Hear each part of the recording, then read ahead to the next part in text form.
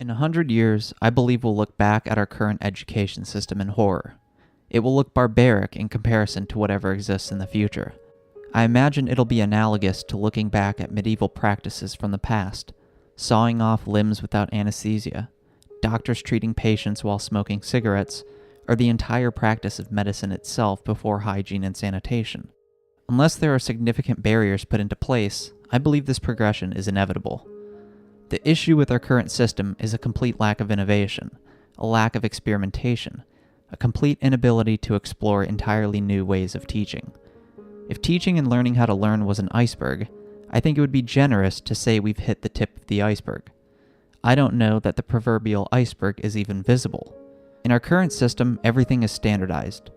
Teachers and schools are judged using standardized tests which have no success in life predictive power. We continue to throw more money at the system rather than questioning the system itself. This brings the fear of the unknown.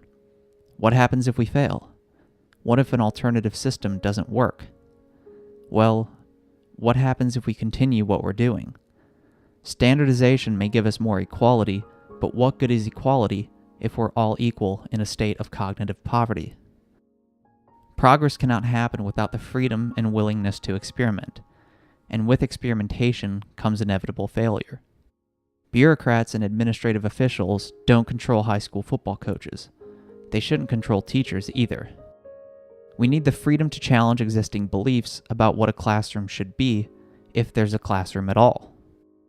We need the freedom to allow teachers to teach the way they believe their subject matter should be taught, rewarding those who are successful and allowing those who fail to try again or move on to something else. We need the freedom to try what may seem counterintuitive. At one point, someone decided they would start stretching like a dog. Today, we call that downward dog. Back then, it was probably crazy. But as many people today know, yoga has been great for their health, mental clarity, and lower back pain. There was a time when training to be a boxer meant boxing all the time, when sparring was a synonym for fighting. But some boxers like Vasily Lomachenko took a 4-year hiatus from boxing when his dad pushed him into ballet and dancing. After those 4 years, his dad was convinced he had the footwork necessary to be an elite-level boxer. His resume speaks for itself.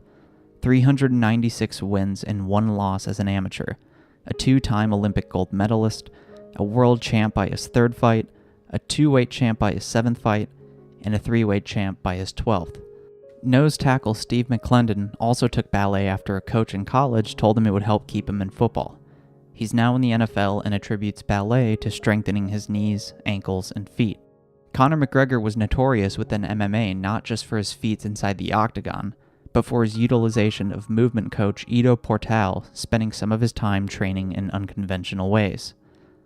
The use of sports psychologists has been a growing trend, with many athletes focusing more of their attention on their mind rather than purely focusing on their physical abilities. Whether or not these various methods become staples in the long run remains to be seen, but there's no doubt many other athletes in their field took notice, and some began to incorporate some of these new methods into their own training. These athletes were willing to fail. There was a chance that Lomachenko's 4-year stint as a dancer would have held him back.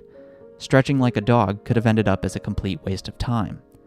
This experimentation can't happen with centralized control or standards that are enforced across the board. Standards follow conventional wisdom. They're rigid. They're there for a reason. At one point, Charles Darwin had to challenge standards, and we're all better off for it, as ridiculous as his ideas may have seemed at the time. But who decides these standards? 60 years ago, martial arts was much more centralized. The words of senseis and dojo masters were gospel to the point of con artistry. They would fool others, including students, into thinking they had the touch of death, and questioning authority was simply unacceptable. Over time, through competitions such as mixed martial arts, we've seen rapid transformation that's challenged much of the conventional wisdom of the past. The martial arts of yesterday fall apart the second a willing opponent isn't put in front of them with pre-choreographed moves.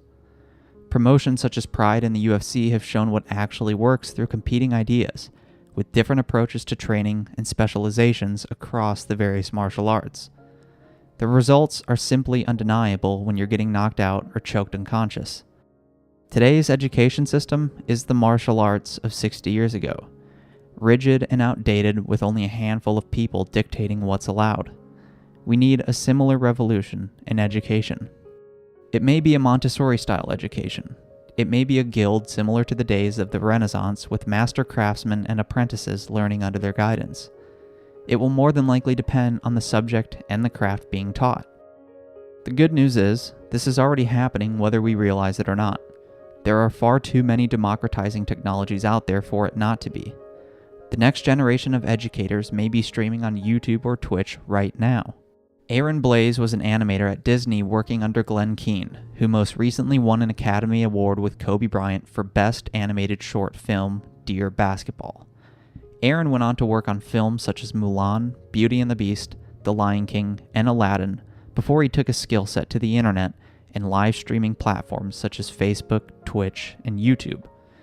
In his day, Aaron Blaise worked under a master like Glenn Keane at Disney. Today, anyone can learn from Aaron Blaise through the internet.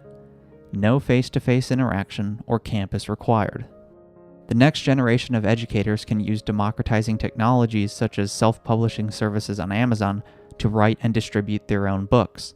No permission necessary from industry gatekeepers. Podcasters like Dan Carlin have revived people's interest in subjects like history by teaching or entertaining his subject matter through an entirely different medium through his well-known podcast, Hardcore History.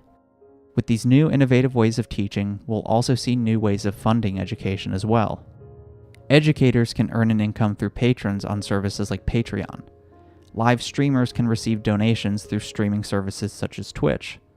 Unlike traditional colleges, which require you to pay tens of thousands of dollars up front, schools of the future may change to a pay-when-you're-paid model. Lambda School is an alternative to college that doesn't require you to pay anything for your education until you're hired and making at least $50,000 a year. Or nonprofits such as Khan Academy will do it all for free, creating content that's accessible to everyone, relying entirely on charitable donations. When people ask, "What do you propose to replace the current system?" they're asking the wrong question. The system won't be replaced by another system. It will be replaced by multiple competing systems targeted to specific people and interests with their own unique ideas and approaches to educating minds, young and old. The possibilities are endless, and we're just getting started.